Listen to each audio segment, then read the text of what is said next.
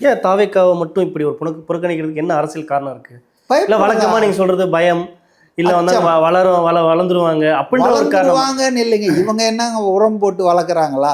அது மக்கள் மனசுல அது வளர்ந்தாச்சுங்க. மக்கள் ஆதரவு பெருகிட்டு இருக்குங்க. இவங்களுக்கு அச்சம்ங்க. அச்சத்தின் காரணமாக இவங்க வந்து அவங்கள கூப்பிடாம விட்டா, சீப்பை ஒழிச்சு வச்சுட்டா கல்யாணத்தை நிறுத்திடலான்னு சில மடையர்கள் நினைப்பாங்க இல்லையா?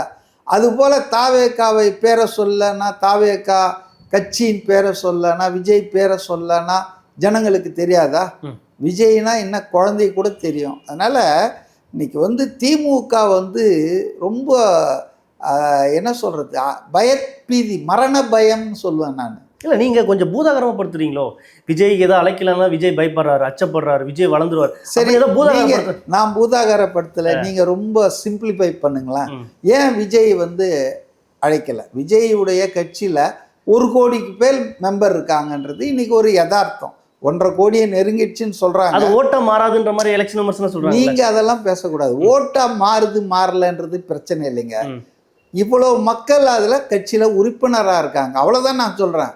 அது ஓட்டா மாறுதா இல்லையானா அது 26 மேலே பார்ப்போம். நான் என்ன சொல்கிறேன்னா, 1 கோடி மக்கள் ஆதரிக்கிற ஒரு ஆளை, ஒரு அமைப்பை ஏன் வந்து திமுக உதாசீனம் பண்ணோம்? அதுக்கு பதிலாக கருணாஸ் புலிப்படை, அப்புறம் மனிதநேய மக்கள் கட்சி, அப்புறம் வந்து இப்போ இவர் இருக்கிறார் இல்லையா, மக்கள் நீதி மையம், இவங்கெல்லாம் மிகப்பெரிய பிரம்மாண்டமான கட்சி, மக்கள் ஆதரவு இருக்குதா? லெட்டர்பேட் கட்சியெல்லாம் அழைக்கிறாங்க, இவங்க அழைக்கிறாங்க.